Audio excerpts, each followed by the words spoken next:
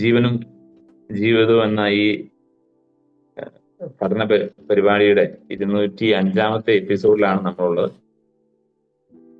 ഇന്ന് നമുക്ക് പുതിയൊരു വിഷയമായിട്ട് 6-ാമത്തെ കൽപ്പനയാണ് നമുക്ക് പഠിക്കാനായിട്ടുള്ളത്. കഴിഞ്ഞ എപ്പിസോഡുകളിൽ നമ്മൾ കൽപ്പനകളിൽ നിന്നുള്ള ഭാഗങ്ങളാണ് നമ്മൾ പഠിച്ചുകൊണ്ടിരിക്കുന്നത്. ഇന്ന് നമുക്ക് പഠിക്കാനുള്ളതും വളരെ നമ്മുടെ ജീവിതത്തോട് ചേർന്ന് നിൽക്കുന്ന വിഷയം തന്നെയാണ്. ദൈവം മനുഷ്യന്റെ ജീവനെ അത് വിശുദ്ധമായിട്ട് കണക്കാക്കുന്നു എന്നുള്ളത് കൊണ്ട് തന്നെ നമ്മുടെ ദൈനംദിന വാക്കുകളിൽ പോലും പലപ്പോഴും കടന്നു വരുന്ന വാക്കുകളാണ് കൊല ചെയ്യരുത് എന്നുള്ളത്. അത് ആളെ കൊല്ലുക എന്നുള്ള അർത്ഥത്തിലല്ല, ഹനിക്കുക എന്നുള്ള അർത്ഥത്തിലൊക്കെ നമ്മളവിടെ കാണുന്നതാണ്. പഴയ നിയമത്തില് ദൈവം കൽപ്പന കൊടുത്തപ്പോൾ മനുഷ്യന്റെ ജീവനെ സംരക്ഷിക്കുക എന്നുള്ള ലക്ഷ്യം അതിനകത്തുണ്ടായിരുന്നു. കാരണം ജീവൻ നൽകിയത് ദൈവമാണ്, അത് മനുഷ്യൻ അംഗീകരിച്ചേ പറ്റൂ, ദൈവജനം അത് അംഗീകരിച്ചേ പറ്റുള്ളൂ. അത് മാത്രമല്ല, ദൈവത്തിന്റെ ജനം അവരുടെ ഉള്ളിലെ പ്രതികാരം, ക്രോധം, വാശി, അക്രമം ഇതിൽ നിന്നെല്ലാം ഒരു ഒഴിവായി നിൽക്കണം. അപ്പൊ ദൈവം ആ നിലയിൽ അങ്ങനെ ഒരു കൽപ്പന കൊടുത്തായിരുന്നു. പുതിയ നിയമത്തിലേക്ക് വരുമ്പോൾ കർത്താവ് അതിന് കുറച്ചുകൂടെ വിശാല അർത്ഥത്തിലാണ് കർത്താവ് അതിനെ കണ്ടത്. സഹോദരനോട് കോപിക്കുന്നവൻ ചെയ്യുന്നതായ കാര്യം അത് തന്നെയാണെന്നാണ് പറഞ്ഞത്. അപ്പൊ ഉള്ളിലെ ഹൃദയ വിശുദ്ധിയെ കുറിച്ച് കർത്താവ് അങ്ങനെ പഠിപ്പിച്ചു. നമ്മൾ ഇന്ന് എനിക്ക് തോന്നുന്നു അതിനെക്കുറിച്ച് ആയിരിക്കും നമ്മുടെ അതിനെ വിശാലാർത്ഥത്തിൽ പ്രിയ കർത്തദാസൻ ബെന്നിസോൻ അത് നമ്മളോട് പറയും. നമുക്ക് നമ്മുടെ ചെവികൾ അതിനായിട്ട് കാതോർക്കാം, നമുക്ക് ഒരുക്കാം. പ്രിയ ബെന്നിസോനെ ക്ഷണിക്കുന്നു. എല്ലാവർക്കും കർത്താവായ യേശുക്രിസ്തുവിന്റെ നാമത്തിലെ സ്നേഹവന്ദനം അറിയിക്കുന്നു. കുറച്ച് ദിവസങ്ങളായിട്ട് നമ്മൾ 10 കൽപ്പനകൾ ആധാരമാക്കിയാണല്ലോ പഠിക്കുകയും ചിന്തിക്കുകയും ചെയ്തുകൊണ്ടിരിക്കുന്നത്. അതിൻ്റെ ഭാഗമായിട്ട് 6-ാമത്തെ കൽപ്പനയെ ആസ്പദമാക്കിയുള്ള ഒരു അവതരണവും ചർച്ചയും ചിന്തകളൊക്കെയാണ് ഇന്ന് ഉദ്ദേശിച്ചിരിക്കുന്നത്. 6-ാമത്തെ കൽപ്പന വളരെ ചെറിയ ഒരു കൽപ്പനയാണ്. വാസ്തവത്തിൽ 2 വാക്കുകൾ മാത്രമുള്ള ഒരു കൽപ്പന. മലയാളത്തിൽ അത് കൊല ചെയ്യരുത് അല്ലെങ്കിൽ കൊലപാതകം ചെയ്യരുത് എന്നാണ് രേഖപ്പെടുത്തിയിരിക്കുന്നത്. ആവർത്തനം 20-13 അതാണ് 6-ാമത്തെ കൽപ്പന. കൊല ചെയ്യരുത്, കൊലപാതകം ചെയ്യരുത്. ഇംഗ്ലീഷിൽ കിങ് ജെയിംസ് വേർഷനിലൊക്കെ അത് ആദ്യം യു ഷാൽ നോട്ട് കിൽ എന്നാണ് എഴുതിയിരുന്നത്. എന്നാൽ കിൽ എന്ന വാക്ക്, കൊല്ലുക എന്ന വാക്ക്, അത് കുറച്ചുകൂടി പൊതു അർത്ഥത്തിൽ മാത്രം ഉപയോഗിക്കുന്ന വാക്കായതുകൊണ്ട് അതിനേക്കാൾ നല്ലത്, അല്ലെങ്കിൽ ഹീബ്രു വാക്കിനോട് കൂടുതൽ ചേരുന്നത് മർഡർ, നരഹത്യ എന്ന വാക്കാണ് എന്ന് ചിന്തിച്ച് പുതിയ മറ്റ് പല വേർഷൻസിലും അതിനെ മർഡർ എന്നാക്കി മാറ്റിയിട്ടുണ്ട്. കൊലപാതകം അല്ലെങ്കിൽ നരഹത്യ എന്ന് നമ്മൾ വിളിക്കുന്ന ഒരു അർത്ഥത്തിൽ അതിനെ ഉപയോഗിച്ചിട്ടുണ്ട്. അപ്പോൾ കുറച്ചുകൂടി നല്ലത് കൊലപാതകം, മനുഷ്യനെ കൊല ചെയ്യുന്നതിനെ കുറിച്ച് അല്ലെങ്കിൽ നരഹത്യ നടത്തുന്നതിനെ കുറിച്ച് കുറച്ചുകൂടി സാങ്കേതികമായിട്ട് പറഞ്ഞാൽ മനഃപൂർവമായ നരഹത്യ എന്ന് നാം വിശേഷിപ്പിക്കുന്ന ഒരു വാക്ക്. ആ വാക്കാണ് അവിടെ ഉപയോഗിച്ചിരിക്കുന്നതിന് ഏറ്റവും ചേരുന്ന വാക്ക് എന്നാണ് ചിന്തിക്കുന്നത്. അപ്പോൾ നമ്മൾ ഈ 10 കൽപ്പനകളെ കുറിച്ച് പല കാര്യങ്ങളും എനിക്ക് മുമ്പേ ഈ കാര്യം സംസാരിച്ച ദേവദാസന്മാർ പറയുകയും അതിനെക്കുറിച്ച് അവതരിപ്പിക്കുകയൊക്കെ ചെയ്തിട്ടുണ്ട്. എങ്കിലും 10 കൽപ്പനകളെ കുറിച്ച് 1-2 കാര്യങ്ങൾ പൊതുവിൽ ഒന്ന് വേഗത്തിൽ പറയാനായിട്ട് ഞാൻ ആഗ്രഹിക്കുകയാണ്. ഈ 10 കൽപ്പനകൾ വാസ്തവത്തിൽ ഡെക്കലോഗ് എന്ന് വിളിക്കുന്ന ഈ 10 കൽപ്പനകൾ അത് മനുഷ്യൻ്റെ സ്വാതന്ത്ര്യത്തെ നിയന്ത്രിക്കുന്ന, മനുഷ്യൻ്റെ പ്രവർത്തനങ്ങൾക്ക് നിയന്ത്രണങ്ങൾ കൽപ്പിക്കുന്ന ഒരു കൂട്ടം നിയമങ്ങൾ എന്ന രീതിയിലാണ് പൊതുവെ മനുഷ്യർ എല്ലാ കാലത്തും ചിന്തിച്ചു പോകുന്നത്. അത് വളരെ ഒരു പരിമിതമായ ഒരു ചിന്തയാണ്. വാസ്തവത്തിൽ ദൈവം ഈ കൽപ്പനകൾ നൽകിയപ്പോൾ മനുഷ്യൻ്റെ നിയന്ത്രണത്തിന് കൂച്ചുവിലങ്ങിടാനോ, മനുഷ്യനെ നിയന്ത്രിക്കാനോ, അവൻ്റെ സ്വാതന്ത്ര്യത്തിന് കൂച്ചുവിലങ്ങിടാനോ, അവൻ്റെ പ്രവർത്തനങ്ങൾക്ക് നിയന്ത്രണം കൊണ്ടുവന്ന് അവൻ്റെ മേൽ വലിയ നിയമങ്ങൾ അടിച്ചേൽപ്പിക്കാനോ ഒന്നും ഉദ്ദേശിച്ചിട്ടല്ല ഈ കൽപ്പനകൾ നൽകിയിരിക്കുന്നത് എന്നുള്ളത് നമ്മൾ കൃത്യമായിട്ട് മനസ്സിലാക്കണം. 10 കൽപ്പനകൾ മനുഷ്യ സ്വാതന്ത്ര്യത്തിനുള്ള വഴിയാണത്. മനുഷ്യൻ ഏറ്റവും സ്വതന്ത്രനായും ദൈവ വിഭാവനയ്ക്കനുസരിച്ചും ജീവിക്കാൻ പറ്റുന്ന അവൻ്റെ ജീവനും ജീവിതത്തിനും ഏറ്റവും അനുയോജ്യമായ അവൻ്റെ ലക്ഷ്യങ്ങളിലേക്ക് അവൻ എത്തിച്ചെല്ലാൻ അവനെ സഹായിക്കുന്ന, അവനെക്കുറിച്ചുള്ള ദൈവിക വിഭാവനയ്ക്കനുസരിച്ച് അവനെ ചിറക് വിടർത്തി പടർന്നു ഉയരാനായിട്ട് സാധിക്കുന്ന സാധ്യതകളായിട്ടാണ് ഈ നിയമങ്ങളെ ദൈവം വെച്ചിരിക്കുന്നത്.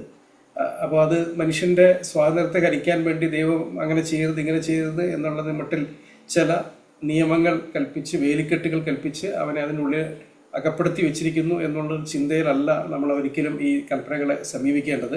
അതിനപ്പുറത്തേക്ക് അത് മനുഷ്യനെ കുറിച്ചുള്ള വലിയ പദ്ധതിയുടെ പൂർത്തീകരണത്തിനായിട്ട് മനുഷ്യനെ സഹായിക്കുന്ന, അവനെ ഏറ്റവും സ്വതന്ത്രനാക്കി വിടുന്ന, അവൻ്റെ സാധ്യതകളിലേക്ക് ഉയരാനായിട്ട് വഴി തുറക്കുന്ന കാര്യങ്ങളായിട്ടാണ് നമുക്ക് ഇതിനെ കാണേണ്ടത്. അപ്പോൾ ഈ കൽപ്പനയെ സമീപിക്കുമ്പോഴും മറ്റ് ഏത് കൽപ്പനകളെയും സമീപിക്കുമ്പോഴും നമ്മുടെ മനസ്സിലേക്ക് ആദ്യമായിട്ട് വരേണ്ട ചിന്ത, ഇത് നൽകിയപ്പോൾ എന്തായിരിക്കും ദൈവത്തിൻ്റെ മനസ്സിൽ ഉണ്ടായിരുന്ന ചിന്ത, അല്ലെങ്കിൽ എന്ത് ലക്ഷ്യത്തിലാണ്, എന്ത് താല്പര്യത്തിലാണ് ദൈവം ഈ കൽപ്പന മനുഷ്യന് നൽകിയത്. അതിനെ വളരെ വിശാലമായ അർത്ഥത്തിലുള്ള ഒരുപാട് കാര്യങ്ങൾ നമുക്ക് അതിനെക്കുറിച്ച് ചിന്തിക്കാൻ സാധിക്കും.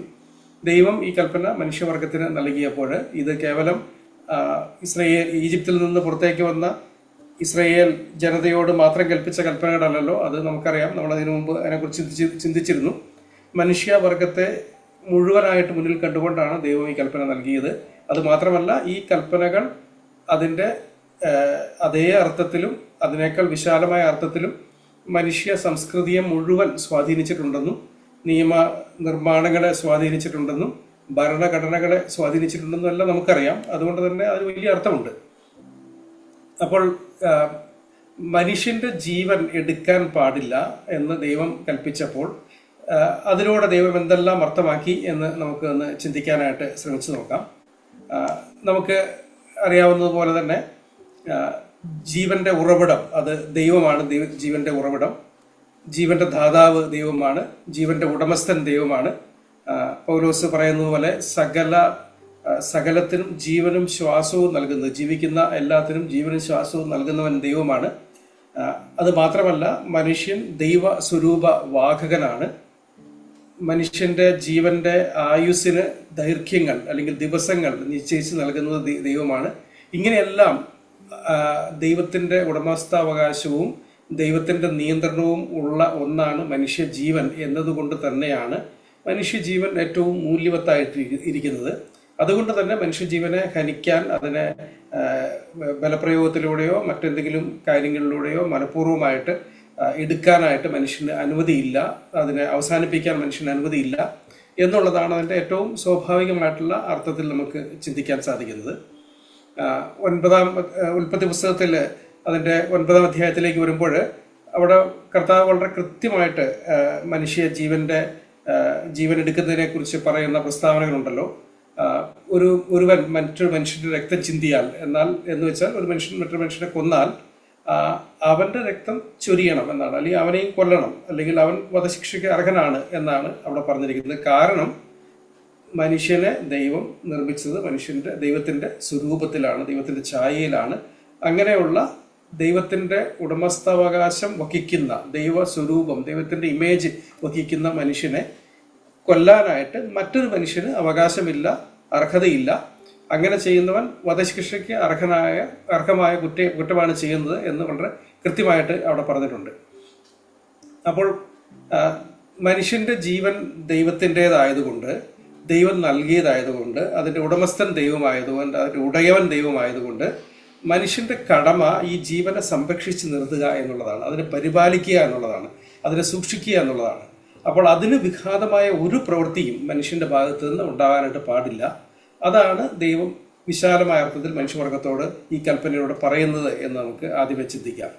അപ്പോൾ ഒരു മനുഷ്യനെ കൊല്ലാൻ ശ്രമിക്കുന്ന മറ്റൊരു മനുഷ്യൻ വാസ്തവത്തിൽ അവനെ കേവലം അവന്റെ ജീവൻ അവസാനിപ്പിക്കുക മാത്രമല്ല ചെയ്യുന്നത്, അവൻ വഹിക്കുന്ന ദൈവസ്വരൂപത്തെ തന്നെയാണ് നശിപ്പിക്കുന്നത്. അതുകൊണ്ട് തന്നെ ദൈവത്തോടുള്ള ഒരു സാഹസമായി, ദൈവസ്വരൂപത്തോടുള്ള ഒരു ആക്രമണമായി ദൈവിക വിഭാവനയോടുള്ള ഒരു എതിർപ്പായി, ഒരു മറുതലിപ്പായി തന്നെയാണ് ദൈവം അതിനെ കാണുന്നത്. അതുകൊണ്ട് തന്നെയാണ് അതിൻ്റെ ഗൗരവം ഏറ്റവും വർദ്ധിച്ചു വരുന്നത് എന്നുള്ള കാര്യവും നമുക്ക് ഈ സമയത്ത് ചിന്തിക്കാം.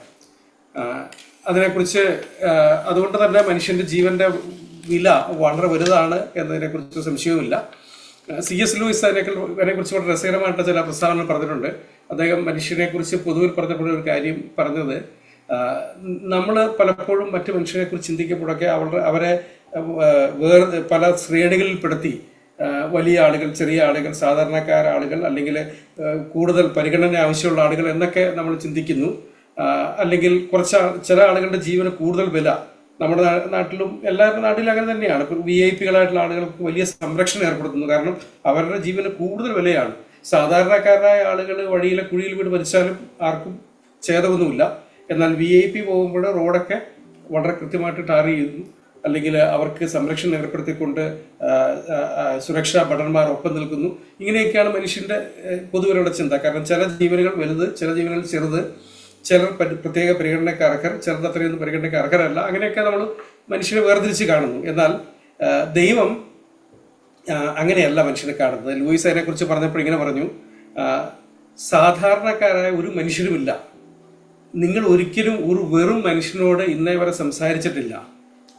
രാഷ്ട്രങ്ങൾ, സംസ്കാരങ്ങൾ, കലകൾ, നാഗരികത ഇവയെല്ലാം നശ്വരമാണ്. നമുക്ക് അതിനെ ഒരു കൊതുകുമായിട്ട് താരതമ്യപ്പെടുത്താം, അത്രമാത്രം നശ്വരമാണത്. എന്നാൽ നമ്മൾ തമാശ പറയുന്നതും ഒരുമിച്ച് ജോലി ചെയ്യുന്നതും വിവാഹം കഴിക്കുന്നതും ചിലപ്പോൾ അവഗണിക്കുന്നതും ചിലപ്പോൾ ചൂഷണം ചെയ്യുന്നതും വെറും മനുഷ്യരെയല്ല, അമർത്യരായ മനുഷ്യരെയാണ്. അവർ ഒന്നുകിൽ അമർത്യമായ ഭീകരതകളാണ്, അല്ലെങ്കിൽ നിത്യമായ മഹത്വങ്ങളാണ്.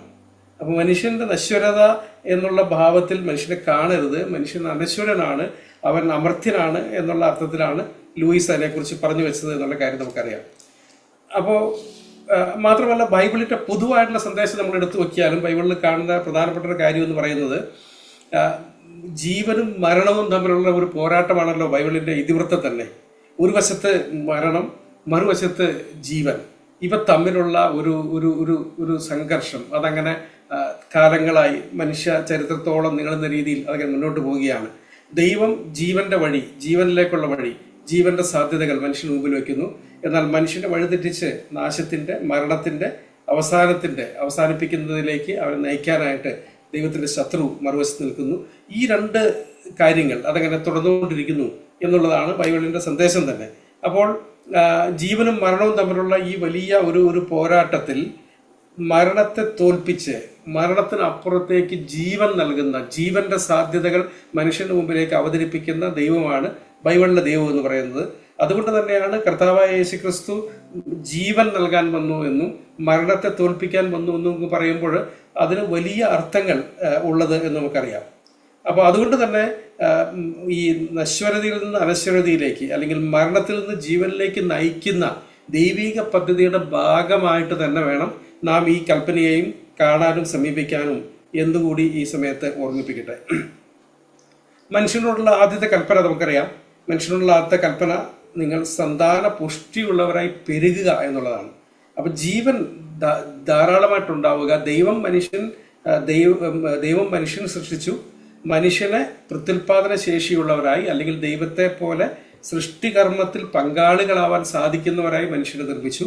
ആ സാധ്യതകൾ പരമാവധി ഉപയോഗപ്പെടുത്തുകയും സന്താന പുഷ്ടിയുള്ളവരെ മൾട്ടിപ്ലൈ എന്നുള്ള കൽപ്പന മനുഷ്യൻ ദൈവം ആദ്യം നൽകുകയും ചെയ്തു എന്നുള്ളതും നമുക്കറിയാമല്ലോ. അപ്പോൾ ഈ കാര്യങ്ങളൊക്കെ മുമ്പിൽ വെച്ചുകൊണ്ട് വേണം നമുക്ക് ഈ കൽപ്പനയെ സമീപിക്കാൻ. അപ്പോൾ ഒരു വശത്ത് മരണം നിൽക്കുന്നു, മറുവശത്ത് ജീവൻ നിൽക്കുന്നു. ക്രിസ്തു നമുക്ക് ജീവൻ തരുന്നു. ക്രിസ്തു ജീവൻ സമൃദ്ധിയായി തരുന്നു. ജീവനെക്കുറിച്ച് കർത്താവ് പറഞ്ഞപ്പോൾ ജീവൻ എന്ന് പറയുന്നത് ഒരു സ്പെക്ട്രം പോലെയാണ്. എന്ന് വെച്ചാൽ ഒരു തരത്തിൽ ഒരു ചെറിയ ജീവിതം തൊട്ട് ഒരു വലിയ ജീവിതം വരെയുള്ള സാധ്യതകൾ ജീവന് ദൈവം കൽപ്പിച്ചിട്ടുണ്ട് എന്നുള്ള കാര്യം നമുക്കറിയാം. മാത്രമല്ല, നമുക്ക് ജീവൻ തരാൻ വേണ്ടി ക്രിസ്തു സ്വന്തം ജീവനെ വെടിയുന്ന ചിത്രവും ബൈബിൾ കാണിച്ചു തരുന്നു. മാത്രമല്ല, കർത്താവിന്റെ പ്രസിദ്ധമായിട്ടുള്ള വലിയ ഒരു അവകാശവാദം, കർത്താവിനെ കുറിച്ച് നടത്തിയ അവകാശവാദവും നമുക്കറിയാമല്ലോ. ഞാൻ ആകുന്നു വഴിയും സത്യവും ജീവനും എന്നാണ് കർത്താവ് പറഞ്ഞത്. അപ്പൊ ജീവൻ കർത്താവിന്റെ ഏറ്റവും വലിയ ഓഫറാണ് എന്നുള്ള കാര്യവും നമുക്കറിയാം. അതുകൊണ്ട് തന്നെ ജീവനെ സംരക്ഷിക്കാതിരിക്കുന്നതും ജീവനെ ബലപ്രയോഗത്തിലൂടെയോ അല്ലെങ്കിൽ മറ്റെന്തെങ്കിലും പ്രക്രിയയിലൂടെയോ എടുക്കുകയോ ചെയ്യുന്ന ഏത് നിലപാടും ദൈവത്തിൻ്റെ വ്യവസ്ഥാപിതമായ നിലപാടിനോടുള്ള എതിർപ്പും മറുതലിപ്പുമാണ്. അത് ദൈവത്തോടുള്ള യുദ്ധം തന്നെയാണ്. അതുകൊണ്ടാണ് ദൈവം അതിനെ വളരെ കണിശമായും ശക്തമായും നിഷേധിക്കുകയും നിരോധിക്കുകയും ചെയ്തിട്ടുള്ളത് എന്നുള്ളത് നമുക്ക് ചിന്തിക്കാം. അപ്പോൾ മനുഷ്യൻ ഈ നിയമത്തെ കേവലം ഒരു കൊലപാതകത്തിൻ്റെ നിയമമായിട്ട് ലഘൂകരിക്കാനായിട്ട് ശ്രമിക്കുകയും ഒരു മനുഷ്യൻ മറ്റൊരു മനുഷ്യൻ്റെ ജീവൻ ഏതെങ്കിലും രീതിയിൽ എടുക്കുന്ന മനഃപൂർവ്വമായിട്ട് നടത്തുന്ന നരഹത്യ എന്ന മട്ടിലേക്ക് അതിനെ ചുരുക്കാനായിട്ട് ശ്രമിക്കുകയും ചെയ്യുമ്പോൾ ദൈവം ജീവനും മരണവും എന്ന് നമ്മൾ ഈ പറഞ്ഞ ഒരു വലിയ ഒരു പെർസ്പെക്റ്റീവിൽ കാണുന്ന ആ ചിത്രത്തിൽ നിന്ന് അതിനെ മാറ്റിക്കളയുകയാണ് ചെയ്യുന്നത്. അതിനെ ഒരു ചെറിയ ഒരു പ്രശ്നമായിട്ട് മാത്രം ചുരുക്കാനായിട്ട് ശ്രമിക്കുകയാണ് ചെയ്യുന്നത്. അങ്ങനെ ചെയ്യാനായിട്ട് സാധിക്കുകയില്ല. കാരണം ഇത് അതിനേക്കാൾ വിശാലമായ അർത്ഥത്തിലുള്ള ഒരു പ്രയോഗമാണ് എന്നുള്ള കാര്യം നമുക്കറിയാം. മാത്രമല്ല കർത്താവായ യേശുക്രിസ്തു 10 കൽപ്പനകളെ ഈ ഡെക്കാലോഗിനെ കണ്ടൻസ് ചെയ്തിട്ട് പറയുമ്പോൾ അതിനെ സംഗ്രഹിച്ച് കർത്താവ് പറയുമ്പോൾ അതിനെ 2 ചുരുക്കിയിട്ടുള്ളത് നമുക്കറിയാമല്ലോ. 2 കൽപ്പനകളിൽ അതിനെ ഒതുക്കാം എന്ന് കർത്താവ് പറയുന്നു. എന്ന് വെച്ചാൽ ചില ആളുകൾ ചിന്തിക്കുന്നത് അതിനെ കർത്താവ് വളരെ ലഘൂകരിച്ചു എന്നാണ്. അതിനെ ലഘൂകരിക്കുകയോ അതിനെ കുറച്ചുകൂടെ വികാരപരമാക്കി തീർക്കുകയോ ഒക്കെ ചെയ്തു എന്ന മട്ടിൽ അതിനെ ഒരു അല്പം ലാഘവത്തോടെ കാണാനായിട്ട് ശ്രമിക്കുന്ന ആളുകളുണ്ട്. എന്നാൽ വാസ്തവത്തിൽ കർത്താവ് ചെയ്തത് അതിനെ ഏറ്റവും വിശാലമാക്കിയാണ് ചെയ്തത്. അതിൻ്റെ കാഴ്ചപ്പാടിനെ ഏറ്റവും വലുതാക്കി മാറ്റിയാണ് കർത്താവ് ചെയ്തത്. നമുക്കറിയാം കർത്താവ് പറഞ്ഞു, ഒന്ന് ദൈവവുമായിട്ടുള്ള ബന്ധത്തിൽ, എന്ന് വെച്ചാൽ ദൈവത്തെ സ്നേഹിക്കുക, ദൈവത്തെ പൂർണ്ണ മനസ്സോടും പൂർണ്ണ ഹൃദയത്തോടും പൂർണ്ണ ആത്മാവോടും കൂടി ദൈവത്തെ സ്നേഹിക്കുക. അതാണ് ഒന്നാമത്തെ ഭാഗം. രണ്ടാമത്തെ ഭാഗം എന്ന് പറയുന്നത് നിന്നെപ്പോലെ തന്നെ നിന്റെ അയൽക്കാരനെയും സ്നേഹിക്കുക. അപ്പോൾ ഈ രണ്ടാമത്തെ ഭാഗത്ത് നിന്നെപ്പോലെ തന്നെ നിന്റെ അയൽക്കാരനെ സ്നേഹിക്കുക എന്നുള്ള ഭാഗത്തിന്റെ ഏറ്റവും നല്ല ഒരു വിശദീകരണമാണ് മറ്റൊരു മനുഷ്യനെ കൊല്ലാൻ പാടില്ല, അവന്റെ ജീവനെ ബഹുമാനിക്കണം എന്നുള്ള കാര്യം.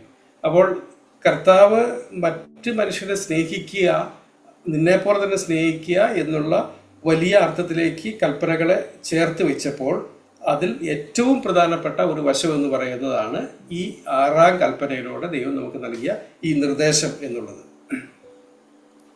അപ്പോൾ നമുക്കതിലേക്ക് വരുമ്പോൾ അതിനെ എങ്ങനെയാണ് മനുഷ്യൻ എല്ലാ കാലത്തും ഈ കൽപ്പനയെ ലംഘിച്ചുകൊണ്ടിരിക്കുന്നത് എന്നതിനെ കുറിച്ചുള്ള ചില വഴികൾ ഒന്ന് വേഗത്തിൽ ചിന്തിക്കാം. നമുക്ക് പരിചയമുള്ള പല കാര്യങ്ങളാണ്, എങ്കിലും പെട്ടെന്ന് നമുക്ക് ഉള്ള സമയത്തിൻ്റെ പരിമിതിക്കുള്ളിൽ നിന്നുകൊണ്ട് ചില കാര്യങ്ങൾ നമുക്ക് കാണാൻ ശ്രമിക്കാം. അപ്പോൾ കർത്താവ് മനുഷ്യൻ എങ്ങനെയാണ് ഈ കൽപ്പനകളെ ലംഘിച്ചുകൊണ്ടിരിക്കുന്നത്? അതിലേറ്റവും സാധാരണ അല്ലെങ്കിൽ ഏറ്റവും എളുപ്പത്തിൽ ചിന്തിക്കാൻ പറ്റുന്ന കാര്യം എന്ന് പറയുന്നത് ഹോമിസൈഡ് അല്ലെങ്കിൽ നരഹത്യ എന്ന് പറയുന്ന കാര്യം തന്നെയാണ്. എന്ന് വെച്ചാൽ മറ്റൊരു മനുഷ്യൻ്റെ ജീവനെ ഹനിക്കുന്ന, മനഃപൂർവ്വമായിട്ട് അവൻ്റെ ജീവൻ എടുക്കുന്ന ഒരു പ്രക്രിയ. അപ്പോൾ ഇത് കൊലപാതകം, മനഃപൂർവ്വമായ നരഹത്യ എന്നൊക്കെ നമ്മൾ ഇന്റൻഷണൽ ഹോമിസൈഡ് എന്നൊക്കെ പറയുന്ന ആ കാര്യം നമുക്കറിയാം. എല്ലാ മനുഷ്യാവകാശ പ്രഖ്യാപനങ്ങളിലും ഇത് വളരെ പ്രധാനപ്പെട്ട ഒരു കാര്യമാണ്.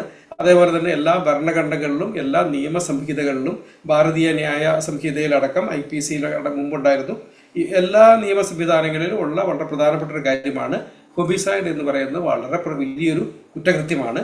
അത് മറ്റൊരാളുടെ ജീവിക്കാനുള്ള അവകാശത്തെ ഹനിക്കലാണ്. റൈറ്റ് ടു ലൈഫ് എന്ന് പറയുന്നത് ഒരു മനുഷ്യന്റെ ഏറ്റവും പ്രധാനപ്പെട്ട അവകാശങ്ങളാണ്.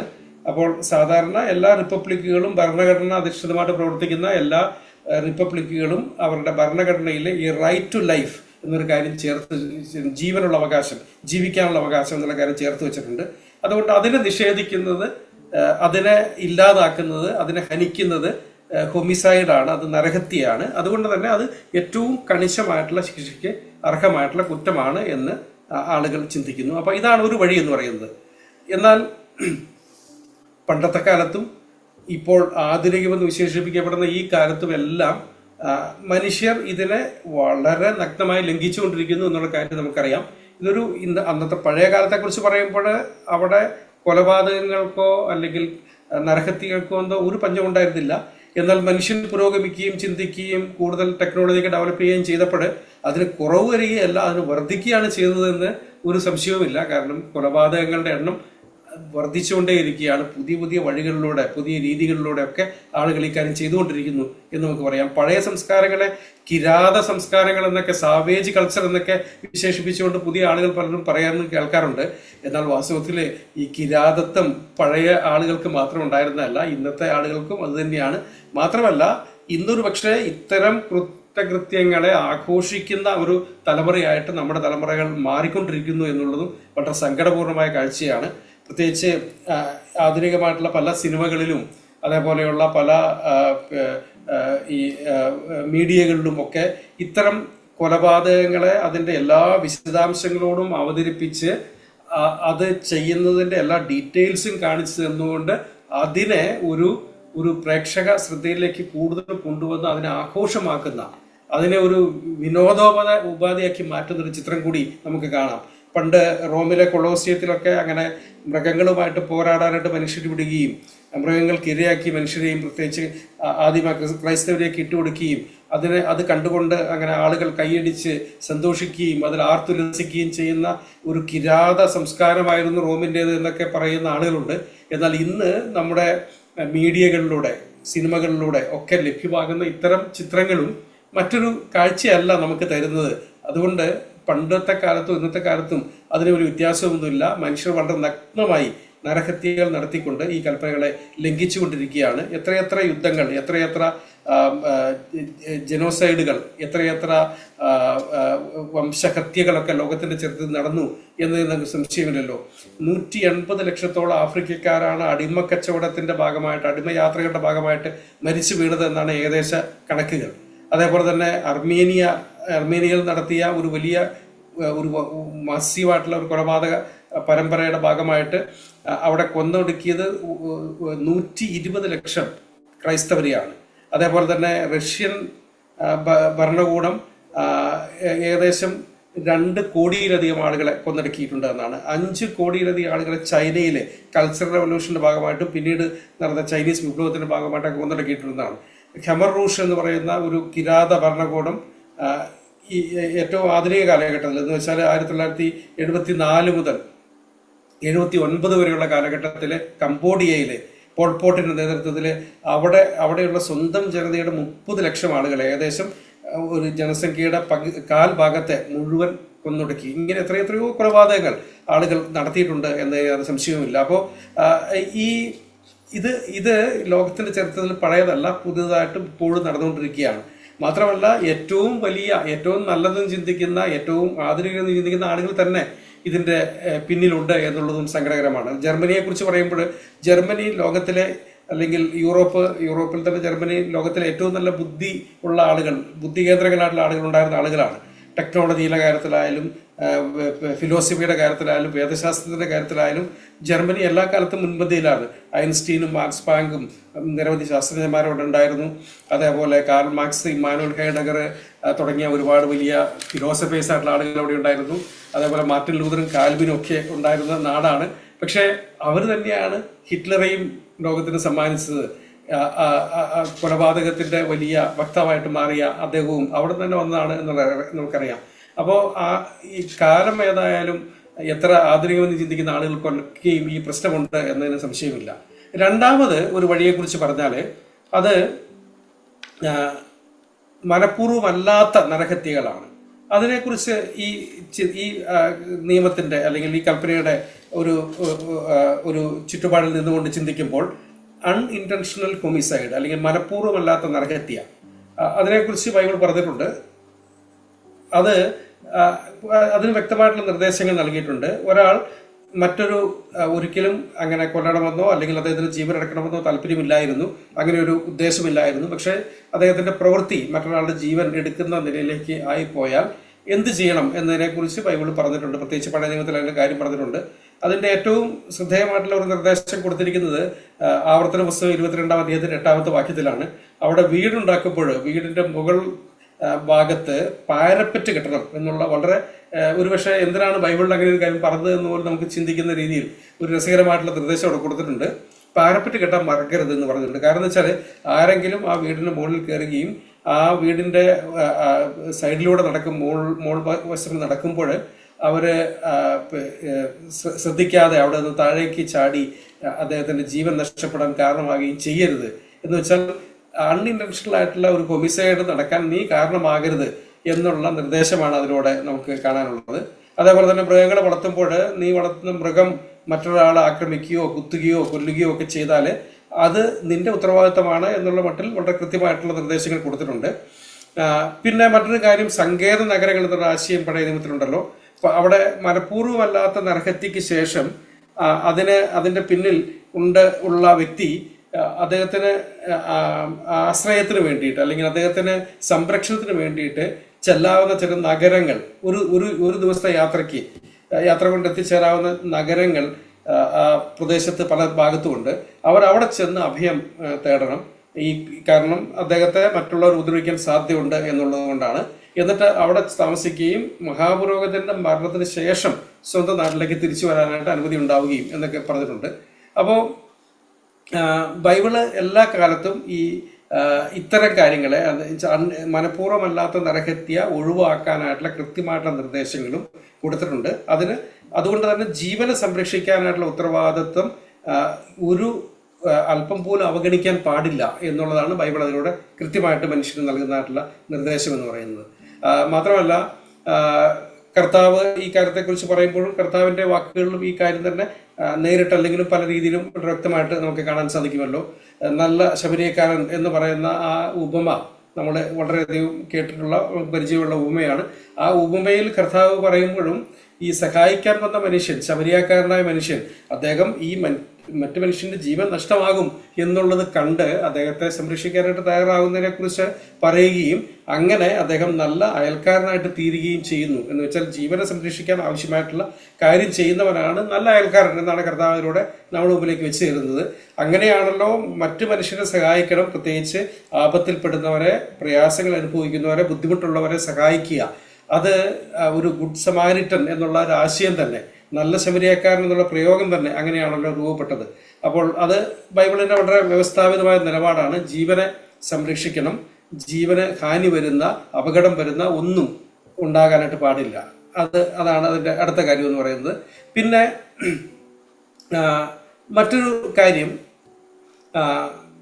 ആത്മഹത്യയെക്കുറിച്ചും അതുപോലെ സ്വയപീഡനത്തെക്കുറിച്ചുമുള്ള കാര്യമാണ്. എങ്ങനെയാണ് ഈ കാര്യവും ഈ 6-ാം കൽപ്പനയും തമ്മിൽ ബന്ധപ്പെട്ടിരിക്കുന്നത് എന്ന് നമുക്ക് ഒന്ന് കണ്ടു നോക്കാം. ഒരു വ്യക്തിക്ക് സ്വയം ജീവൻ എടുക്കാനായിട്ട് അനുമതി ഉണ്ടോ എന്നൊരു ചോദ്യം, അത് എല്ലാ കാലത്തും മനുഷ്യൻ ചോദിച്ചുകൊണ്ടിരിക്കുന്ന ചോദ്യമാണ്. ആത്മഹത്യ നിയമവിരുദ്ധമാണോ? നമ്മുടെ നാട്ടിലും അതിനെക്കുറിച്ച് ചില നാളുകൾക്ക് മുമ്പ് ചർച്ച നടന്നു. അങ്ങനെ ജീവൻ എടുക്കാനുള്ള അനുമതി മനുഷ്യനുണ്ടെന്നും അതിനെ കുറ്റകരമാക്കേണ്ടെന്നും ഒക്കെ പറഞ്ഞ് ശക്തമായിട്ടുള്ള വാദങ്ങൾ, മനുഷ്യന്റെ സ്വാതന്ത്ര്യത്തിന്റെ ഭാഗമായിട്ട് അവന്റെ സ്വന്തം ജീവൻ എടുക്കാനായിട്ട് അനുമതി ഉണ്ട് എന്നൊക്കെ പറയുന്ന നിരവധി വാദഗതികൾ നമ്മുടെ നാട്ടിലും ഉണ്ടായിരുന്നു. ചില രാജ്യങ്ങളിലും അങ്ങനെ തന്നെയാണ്. അവര് ആത്മഹത്യയെ ഒരു കുറ്റമായിട്ട് കണക്കാക്കുന്നില്ല, ശിക്ഷയ്ക്ക് അർഹമായിട്ടുള്ള ഒരു കുറ്റകൃത്യമായിട്ട് അതിനെ കണക്കാക്കുന്നില്ല. അപ്പൊ വ്യക്തി സ്വാതന്ത്ര്യം വളരെയധികം മാനിക്കപ്പെടുന്ന ഒരു കാലത്ത് ഈ കാര്യത്തിന് അനുമതിയുണ്ടോ എന്നൊരു ചോദ്യം. അപ്പോൾ അവിടെ ഉയരുന്ന ചോദ്യം ഇതാണ്: എൻ്റെ ജീവന്റെ ഉടമസ്ഥൻ ഞാനാണോ എന്നുള്ളതാണ് ചോദ്യം. അപ്പോൾ ജീവന്റെ ഉടയവൻ ഞാനാണെങ്കിലാണ് എൻ്റെ ജീവൻ എടുക്കാനായിട്ട് എനിക്ക് സ്വാതന്ത്ര്യമുള്ളൂ, എനിക്ക് അവകാശമുള്ളൂ. അപ്പോൾ എന്നാൽ ബൈബിളിന്റെ നേരത്തെ നമ്മൾ പറഞ്ഞതുപോലെ തന്നെ ബൈബിളിന്റെ വളരെ വ്യക്തമായിട്ടുള്ള നിലപാട് എന്ന് പറയുന്നത് ജീവന്റെ ഉടമ ദൈവം തന്നെയാണ്. ദൈവമാണ് ജീവൻ നൽകിയത്. ജീവനും ശ്വാസവും നൽകുന്നവൻ ദൈവമാണ്. മാത്രമല്ല മനുഷ്യന്റെ ദിനങ്ങൾ തീരുമാനിക്കുന്ന ദൈവമാണ്. അതുകൊണ്ട് തന്നെ മനുഷ്യന്റെ ജീവന്റെ അവകാശം അവനല്ല, അത് ദൈവത്തിനാണ്. മാത്രമല്ല മനുഷ്യൻ ദൈവസ്വരൂപത്തിന്റെ വാഹകനാണ്. ദൈവസ്വരൂപ വാഹകർ എന്നുള്ള വലിയ ഒരു നില മനുഷ്യനുള്ളത് കൊണ്ട് തന്നെ മനുഷ്യ അന്തസ്സ് വളരെ ഉന്നതമാണ്. അതുകൊണ്ട് തന്നെ അവന് സ്വയം ജീവൻ എടുക്കാനായിട്ട് അവകാശമില്ല എന്നുള്ളതാണ് ബൈബിളിന്റെ നിലപാട്. അതേസമയം തന്നെ ബൈബിളിൽ രസകരമായിട്ടുള്ള ചില കാര്യങ്ങൾ എന്ന് വെച്ചാൽ ബൈബിളിലെ പല ഭക്തന്മാരായ ആളുകൾ, നല്ല ദൈവഭക്തന്മാരായ ആളുകൾ പോലും ഞങ്ങൾക്ക് ജീവിച്ചത് മതി എന്ന് പറഞ്ഞ ആളുകളുണ്ട്. പക്ഷെ ആ സമയത്തൊന്നും അവർ സ്വയം ജീവൻ എടുക്കാനല്ല ശ്രമിച്ചത്, അവർ ദൈവത്തോട് പറയത് എനിക്ക് മതി, എൻ്റെ ജീവൻ എടുത്തോളൂ എന്ന് പറഞ്ഞ പല ആളുകളുണ്ടല്ലോ. നമുക്ക് പിന്നെ മോശയെക്കുറിച്ച് മോശ അങ്ങനെ പറഞ്ഞിട്ടുണ്ട്, എന്നെ അങ്ങ് കൊന്നോളൂ എന്ന് പോലും മോശ ദൈവത്തോട് പറയുന്നുണ്ട്. യോന അങ്ങനെ പറഞ്ഞ മനുഷ്യനാണ്. യോബ് അങ്ങനെ പറഞ്ഞിട്ടുണ്ട്. ഏലിയാവ്, ഇരമ്യാവ്, പൗലോസ് ഒരുപക്ഷെ അങ്ങനെ പറയുന്നു എന്ന് തോന്നിക്കുന്ന രീതിയിലുള്ള ചില പ്രസ്താവനകളൊക്കെ പറഞ്ഞിട്ടുണ്ട്. അപ്പോൾ ജീവൻ വേണമെങ്കിൽ ജീവൻ നൽകിയത് നീയാണ്, അതുകൊണ്ട് എനിക്ക് മതി, എനിക്ക് മടുത്തു, അല്ലെങ്കിൽ എനിക്ക് സാധിക്കുന്നില്ല, എനിക്ക് മുന്നോട്ട് പോകാൻ പറ്റുന്നില്ല, അങ്ങനെയുള്ള അവരുടെ സാഹചര്യം എന്താണോ ആ സാഹചര്യത്തിനനുസരിച്ച്. എന്നാലും അവര് സ്വയം ജീവൻ എടുക്കാൻ ഞങ്ങൾക്ക് അവകാശമുണ്ട് എന്ന് ആരും പറഞ്ഞില്ല. പകരം ദൈവത്തോട് ജീവൻ എടുത്തുകൊള്ളൂ, എന്നെ തിരിച്ചു വിളിച്ചുകൊള്ളൂ എന്നൊക്കെ പറയുന്ന ഒരു പ്രസ്താവന ഉണ്ട്. അത് അതുകൊണ്ട് തന്നെ ബൈബിളിന്റെ നിലപാട് അതിൽ നിന്ന് വളരെ വ്യക്തമായിട്ട് മനസ്സിലാവും. എന്നാൽ മനഃപൂർവ്വമല്ലാത്ത ആത്മഹത്യ ചെയ്യാൻ സാധിക്കുമോ മനുഷ്യന്? മനഃപൂർവ്വമല്ലാതെ ആത്മഹത്യ ചെയ്യാൻ സാധിക്കുമോ? അങ്ങനെ ഒരു സാധ്യതയുണ്ടോ എന്ന് വെച്ചാൽ, ഒരു സെൽഫ് ഹാമിങ് ജീവിതശൈലി, സ്വയം നശിപ്പിക്കുന്ന, സ്വന്തം ജീവനെ മനഃപൂർവ്വമായിട്ട് ജീവന് വേണ്ടത് ചെയ്യാതെ, ജീവനെ സംരക്ഷിക്കാൻ വേണ്ടത് ചെയ്യാതെ അവഗണിച്ചുകൊണ്ട് മരണം ക്ഷണിച്ചു വരുത്തുന്ന ഒരു ജീവിതശൈലി ആളുകൾക്ക് ചെയ്യാൻ സാധിക്കും. അത് അങ്ങനെ ഒരു സാധ്യത മനുഷ്യനുണ്ട് എന്നുള്ള കാര്യം നമ്മൾ ഓർക്കണം. അപ്പോൾ സ്വന്തം ജീവനെ അവഗണിക്കുക, അല്ലെങ്കിൽ ആരോഗ്യത്തിന്റെ ലക്ഷണങ്ങൾ, അസുഖത്തിന്റെ ലക്ഷണങ്ങളെ കണ്ടുവെങ്കിലും കാണുന്നുവെങ്കിലും അതിനെ കാണാതെ ഇരിക്കുന്ന പോലെ ജീവിക്കുക, ചികിത്സകൾ തേടാതിരിക്കുക, വേണ്ടത്ര ആവശ്യമായിട്ടുള്ള രീതിയിലുള്ള ഭക്ഷണങ്ങൾ കഴിക്കാതിരിക്കുക, അങ്ങനെയുള്ള പല രീതികൾ ചെയ്തുകൊണ്ട് മനുഷ്യന് സ്വയം ഹാനി വരുത്താൻ, സ്വന്തം ജീവന് ഹാനി വരുത്താനായിട്ട് സാധിക്കുന്നു. അപ്പോൾ അത് ഒരു തരത്തിൽ പറഞ്ഞാൽ ഒരു മനഃപൂർവ്വമല്ലാത്ത ആത്മഹത്യയാണ് എന്ന് നമുക്ക് അതിനെക്കുറിച്ച് പറയാം. അപ്പോൾ അതുകൊണ്ട് അതും ബൈബിൾ ഒരിക്കലും അനുവദിക്കുന്ന ഒരു കാര്യമല്ല. അത് ജീവന്റെ സാധ്യതകളെ വില കുറച്ച് കാണുന്ന എന്തും ഇതിന്റെ പരിധിയിൽ വിടുന്നു എന്ന് നമുക്ക് ചിന്തിക്കാം. അപ്പോൾ ജീവന്റെ മൂല്യത്തെ കുറച്ച് കാണുന്ന എന്തും ഇതിന്റെ ഭാഗമാണ്. അതുകൊണ്ട് തന്നെ ആ കാര്യവും ഈ കൽപ്പനയുടെ ലംഘനമാണ് എന്ന് നമുക്ക് ചിന്തിക്കാം. ഇനി സ്വയരക്ഷയ്ക്ക് വേണ്ടി ഒരാൾ കൊലപാതകം ചെയ്താൽ ഈ നിയമത്തിന്റെ പ്രസക്തി എങ്ങനെയാണ് എന്ന് അതിനെക്കുറിച്ച് ബൈബിൾ എന്ത് പറയുന്നു എന്ന് നോക്കാം. സ്വയം സംരക്ഷിക്കാനായിട്ടുള്ള അവകാശം മനുഷ്യനുണ്ട്. സ്വന്തം ജീവനെ സംരക്ഷിക്കാനായിട്ട് ഏത് മനുഷ്യനും അവകാശമുണ്ട്. ബൈബിളും അത് അംഗീകരിക്കുന്നു.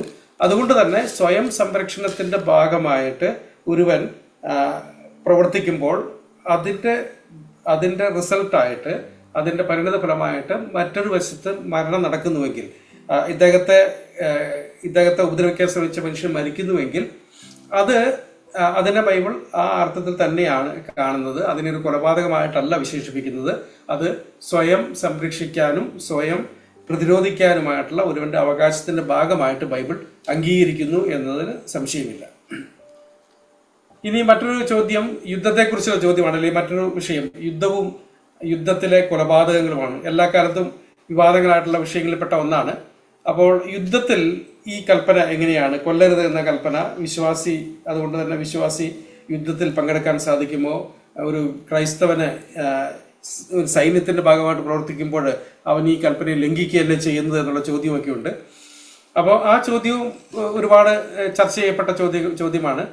യുദ്ധം ഒരു വലിയ ദുരന്തമാണ്, അല്ലെങ്കിൽ ഒരിക്കലും നടക്കാൻ പാടില്ലാത്ത ഒന്നാണ്, സങ്കടകരമായിട്ടുള്ള കാര്യമാണ് എന്നതിന് സംശയമില്ല. എല്ലാ കാലത്തും, ആധുനിക കാലത്താണെങ്കിലും ഒരുപക്ഷെ ആധുനിക കാലത്ത് ഈ കാലാൾപ്പളകൾ നേരിട്ട് ഏറ്റുമുട്ടുന്ന രീതി കുറവായതുകൊണ്ട് ഒരുപക്ഷെ ആൾനാശം കുറച്ചെങ്കിലും കുറവായിരിക്കാം. എങ്കിലും നമുക്ക് വെപ്പൺസ് ഓഫ് മാസ് ഡിസ്ട്രക്ഷൻ നമ്മുടെ കയ്യിലുള്ളത് കൊണ്ട് ചെറിയ ഒരു കാര്യം കൊണ്ട് തന്നെ ഒരുപാട് ആളുകളെ കൊല്ലാനായിട്ടുള്ള സാധ്യതയും മനുഷ്യന് മുമ്പിൽ ഇപ്പോൾ നിൽക്കുകയാണ്. അപ്പോൾ ഒരു കാര്യം നമ്മൾ മനസ്സിലാക്കേണ്ടത്, നമുക്കറിയാവുന്ന പോലെ തന്നെ നാം ജീവിക്കുന്ന ലോകം പാപത്തിൽ വീണുപോയ, വീഴ്ച സംഭവിച്ച വികലമായിട്ടുള്ള ഒരു ലോകത്തിലാണ് ജീവിക്കുന്നത്. അനീതിയും തെറ്റും എല്ലാ കാലത്തുമുണ്ട്. അതുകൊണ്ട് തന്നെ യുദ്ധങ്ങൾ അതിന്റെ ഒരു ഭാഗമായിട്ട് ഒരു അനിവാര്യത പോലെ നടക്കുന്നു എന്നുള്ള കാര്യം നമുക്കറിയാം. അതുകൊണ്ട് ആ യുദ്ധത്തിൽ പങ്കെടുക്കുമ്പോൾ അത് ഈ നിയമത്തിന്റെ ലംഘനമല്ല അവിടെ നടക്കുന്നത് എന്നുള്ള കാര്യം നമുക്ക് ഓർക്കാം.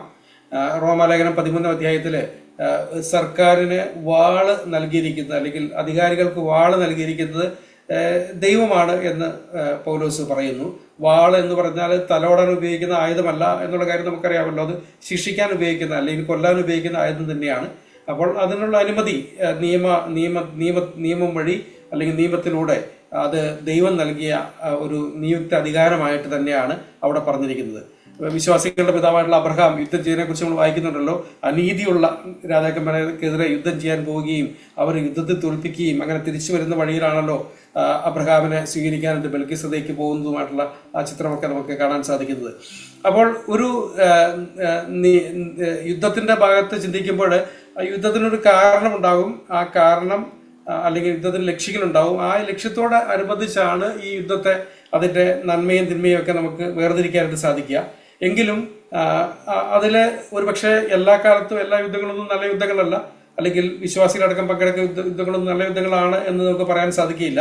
പക്ഷെ അത് ഒരു കൊലപാതകം പോലെയുള്ള ഒരു കാര്യമായിട്ടല്ല ബൈബിൾ അതിനെ കാണുന്നത് എന്നതിന് സംശയമില്ല. ഇനി നമുക്ക് മറ്റൊരു രീതിയിൽ ഈ നിയമം ലംഘിക്കപ്പെടുന്ന അടുത്തൊരു കാര്യത്തെക്കുറിച്ച് ചിന്തിക്കാം. അത് ഇപ്പോൾ അടുത്ത കാലത്ത് വിവാദമായി തീർന്ന ഒരു കാര്യമാണ് ദയാവധം എന്നുള്ള കാര്യം, യുത്തനേഷ്യ എന്ന് പറയുന്ന ഒരു കാര്യം. ഒരു മനുഷ്യൻ സ്വയം ജീവിക്കാനായിട്ട്, മാന്യമായിട്ട് ജീവിക്കാനായിട്ട്, അല്ലെങ്കിൽ പൂർണ്ണ ആരോഗ്യത്തിൽ ജീവിക്കാനായിട്ട് സാധിക്കാത്ത ഒരു നിലയിലേക്ക് എത്തുമ്പോൾ അവൻ്റെ ജീവന് സംരക്ഷണം നൽകിക്കൊണ്ട്, അല്ലെങ്കിൽ അവൻ്റെ ജീവനെ നിലനിർത്താൻ വേണ്ടിയിട്ട് മെഡിക്കൽ സഹായങ്ങളൊക്കെ നൽകുകയും അങ്ങനെയുള്ള മെഡിക്കൽ ഉപകരണത്തിൻ്റെ അല്ലെങ്കിൽ മറ്റുള്ളവരുടെ പ്രത്യേകമായിട്ടുള്ള ചികിത്സയിലൂടെ മാത്രം ഇദ്ദേഹത്തിൻ്റെ ജീവൻ അങ്ങനെ സംരക്ഷിക്കപ്പെടുകയും ചെയ്യുമ്പോൾ അതിനെ ഒഴിവാക്കിക്കൊണ്ട്, അല്ലെങ്കിൽ അതിന് ആ സംരക്ഷണം ഒഴിവാക്കിക്കൊണ്ട്, ആ സഹായങ്ങൾ ഒഴിവാക്കിക്കൊണ്ട് മരിക്കാനായിട്ട് അനുവദിക്കണമോ എന്നൊരു ചോദ്യം. അതാണ് യുത്തനേഷ്യ അല്ലെങ്കിൽ ദയാവധം എന്നുള്ള ആ വിഷയത്തിൽ ഉൾപ്പെട്ട് നിൽക്കുന്നത്. ഈ പല രാജ്യങ്ങളിലും, പ്രത്യേകിച്ച് പല യൂറോപ്യൻ രാജ്യങ്ങളിലും ഇത് നിയമത്തിന് വിധേയമാക്കിയിട്ടുണ്ട്. നിയമവിധേയമായിട്ടുള്ള, അതിൽ കുറ്റകൃത്യമില്ലാത്ത ഒരു കാര്യമായിട്ട് അതിനെ മാറ്റിയിട്ടുണ്ട്. പ്രത്യേകിച്ച് കാനഡ പോലുള്ള രാജ്യത്തൊക്കെ അത് വളരെ സാധാരണമായിട്ട് നടക്കുകയാണ്. അത് പല കാരണങ്ങൾക്ക് വളരെ കൃത്യമായിട്ടുള്ള കാരണങ്ങൾ ഇല്ലെങ്കിൽ പോലും ദയാവധത്തിന് താല്പര്യം കാണിച്ച് വരുന്ന ആളുകൾക്ക് ദയാവധം നടത്തി കൊടുക്കാനായിട്ട് ഗവൺമെന്റ് അനുമതി നൽകുന്നു. അതിന് സജ്ജമായിട്ടുള്ള മെഡിക്കൽ ടീമുകളുണ്ട്, അവരാണത് ചെയ്തുകൊണ്ടിരിക്കുന്നത്. പ്രത്യേകിച്ച് വേദനയുള്ള, ഒരിക്കലും മാറാ വേദനകളുള്ള ആളുകൾ, മാറാത്ത രോഗങ്ങളുള്ള ആളുകൾ, പ്രത്യേക ശാരീരിക അവസ്ഥകളും പ്രയാസങ്ങളും ഒക്കെയുള്ള ആളുകൾ ഒക്കെ ദയാവധത്തിന് അപേക്ഷകൾ നൽകുകയും അതിനൊക്കെ അംഗീകരിക്കുകയും ചെയ്യുന്ന കാര്യം. കാനഡയിൽ ഏകദേശം 45 പേരോളം ദിവസം തോറും ദയാവധത്തിന് വിധേയമാകുന്നു എന്നൊക്കെയാണ് ഞാൻ വായിച്ച ചില കണക്കുകൾ പറയുന്നത്. അപ്പോൾ അത് ഒരു വലിയ സങ്കടകരമായിട്ടുള്ള കാഴ്ചയാണ്. എന്നാൽ നേരത്തെ പറഞ്ഞ കാര്യം ഇവിടെയും ബാധകമാണ്. ജീവന്റെ ഉടമസ്ഥൻ നമ്മളല്ലാത്തതുകൊണ്ടും, ജീവൻ ദൈവത്തിന്റെ ദാനമായതുകൊണ്ടും, മനുഷ്യൻ ദൈവസ്വരൂപവാഹകരായതുകൊണ്ടും ദയാവധം എന്നുള്ളത് നമുക്ക് അംഗീകരിക്കാൻ പറ്റുന്ന ഒരു കാര്യമല്ല. നമ്മുടെ നാട്ടിലെ ഈ അടുത്തിടെ ഈ വർഷം തന്നെ ഹരീഷ് റാണ എന്ന് പറയുന്ന ഒരു യുവാവിന് സുപ്രീം കോടതിയുടെ പ്രത്യേക അനുമതിയോടെ ദയാവധത്തിനുള്ള കാര്യം ചെയ്ത കാര്യം നമ്മൾ കേട്ടിരുന്നു, നമ്മൾ പത്രത്തിലൊക്കെ വായിച്ചിരുന്നു. അദ്ദേഹം മരിക്കുകയും ചെയ്തു. അദ്ദേഹം വളരെ മെഡിക്കൽ അസിസ്റ്റൻസിൽ ജീവിച്ച ഒരു വ്യക്തിയാണ്. എന്നാൽ ആ സഹായങ്ങൾ നിർത്തലാക്കാനും അദ്ദേഹത്തിന് നൽകിക്കൊണ്ടിരുന്ന ന്യൂട്രീഷനൊക്കെ നിർത്തി അദ്ദേഹത്തെ മരിക്കാൻ അനുവദിക്കാനും പ്രത്യേകമായിട്ടുള്ള ഒരു വിധി പ്രഖ്യാപിച്ചുകൊണ്ട് സുപ്രീം കോടതി അനുമതി നൽകിയിരുന്നു. അപ്പോൾ അത് നമ്മുടെ നാട്ടിൽ വളരെ അടുത്ത് നടന്നൊരു സംഭവമാണ്. അതിനു മുമ്പ് അരുണ ഷാൻബാഗ് എന്ന് പറയുന്ന ഒരു യുവതി, ഒരു നേഴ്സിനെ അവർ റേപ്പ് ചെയ്യപ്പെടുകയും അതിൻ്റെ ശേഷം അവർ അബോധാവസ്ഥയിലാവുകയും അങ്ങനെ ഏകദേശം കുറേ വർഷങ്ങൾ, 10-20 വർഷങ്ങൾ അവരങ്ങനെ അബോധാവസ്ഥയിൽ കഴിയുകയും അവരെ സഹായിക്കുകയും ചെയ്തുകൊണ്ടിരുന്ന ഒരു ചിത്രം ഒക്കെ നമ്മൾ കേട്ടിട്ടുണ്ട്. അവർ 2011 അവർക്കും മരിക്കാൻ അനുമതി കൊടുക്കാനായിട്ട് കോടതി അനുമതി നൽകിയതിനെ കുറിച്ച് നമ്മൾ കേട്ടിരുന്നു. അപ്പോൾ ഇന്നത് കൂടിക്കൂടി വരികയാണ്. പ്രത്യേകിച്ച് ഒരു വെജിറ്റേറ്റീവ് സ്റ്റേറ്റ് എന്ന് വെച്ചാൽ ജീവനുണ്ടോ എന്ന് ചോദിച്ചാൽ ജീവച്ഛവം എന്നൊക്കെ നമ്മൾ പറയുന്ന പോലെ ജീവനുണ്ടോ എന്ന് ചോദിച്ചാൽ ജീവനുണ്ട്. എന്നാൽ ജീവന്റെ ലക്ഷണങ്ങളായിട്ടുള്ള മറ്റ് പ്രവർത്തനങ്ങൾക്കൊന്നും സാധ്യമല്ലാത്ത രീതിയിൽ ജീവിക്കുന്ന ഒരു വ്യക്തിക്ക് മെഡിക്കൽ സംവിധാനങ്ങൾ, അതിനെ സപ്പോർട്ട് ചെയ്യുന്ന സംവിധാനങ്ങളൊക്കെ നിർത്തിക്കൊണ്ട് മരിക്കാൻ അനുമതി നൽകുന്ന രീതി വർദ്ധിച്ച് കൊണ്ടിരിക്കുകയാണ് എന്നതിന് സംശയമില്ല. മറ്റ് പല വിദേശ രാജ്യങ്ങളിലും ഇങ്ങനെയൊന്നും അല്ലാത്ത മറ്റു പല കാരണങ്ങൾ കൊണ്ടും ഈ ദയാവധത്തിനുള്ള അർഹത കൊടുക്കുന്ന രീതിയുമുണ്ട്. അതും ഈ കൽപ്പനയ്ക്ക് വിരുദ്ധമാണ് എന്നതിന് സംശയമില്ല. ഇനി അതിൻ്റെ ഏറ്റവും വിവാദമായിട്ടുള്ള മറ്റൊരു കാര്യം കൂടി വേഗത്തിൽ പറയാം. അത് ഭ്രൂണഹത്യ അല്ലെങ്കിൽ അബോർഷൻ എന്ന് പറയുന്ന ഒരു വലിയ വിഷയമാണ്. അപ്പോൾ എല്ലാ കാലത്തും വളരെയധികം വിവാദങ്ങൾക്ക് വഴിതെളിച്ചിട്ടുള്ള ഒരു വിഷയമാണത്. അത് ഈ കൽപ്പന കൊല്ലരുത് എന്ന കൽപ്പനയുമായിട്ട് ബന്ധിപ്പിച്ച് ചിന്തിക്കുമ്പോൾ അതിൻ്റെ പ്രസക്തി എന്താണ് എന്നതിനെക്കുറിച്ച് നമുക്ക് ചിന്തിക്കാം. അപ്പോൾ നമ്മൾ നേരത്തെ അതിനെക്കുറിച്ച് പറയുകയുണ്ടായി. പ്രത്യേകിച്ച് ബൈബിളിൽ വളരെ വ്യക്തമായിട്ട് പല വാക്യങ്ങളിലൂടെ പല വേദഭാഗങ്ങളിലൂടെ മനുഷ്യ ജീവന്റെ ഉത്ഭവത്തെക്കുറിച്ച് അതിൽ ദൈവത്തിന്റെ പ്രവർത്തനങ്ങളെക്കുറിച്ചൊക്കെ കൃത്യമായിട്ട് പറഞ്ഞിട്ടുണ്ട്. യിരെമ്യാവിനോട് ദൈവം പറയുമ്പോൾ യിരെമ്യാവിനോട് പറയുമ്പോൾ സാധിച്ച before I formed you I knew you in the womb, നീ ഉരുവാവുന്നതിന് മുമ്പേ അമ്മയുടെ ഗർഭപാത്രത്തിൽ വെച്ച് തന്നെ ഞാൻ നിന്നെ അറിയുന്നു എന്ന് ദൈവം യിരെമ്യാവിനോട് പറയുന്ന പ്രസ്താവനയുണ്ട്. അതേപോലെ തന്നെ നമുക്ക് സങ്കീർത്തനങ്ങളിലെ വളരെ ശ്രദ്ധേയമായിട്ടുള്ള പ്രസ്താവനകൾ നമുക്കറിയാമല്ലോ.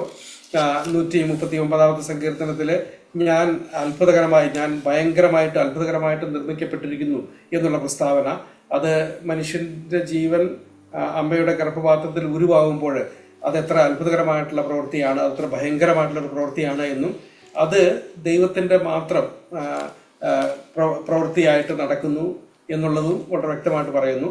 അപ്പോൾ മനുഷ്യ ജീവൻ അത് ഭ്രൂണാവസ്ഥയിലും മനുഷ്യ ജീവൻ തന്നെയാണ്. മനുഷ്യ ജീവൻ ആയതുകൊണ്ട് തന്നെ അത് ഏറ്റവും മൂല്യമേറിയതാണ്.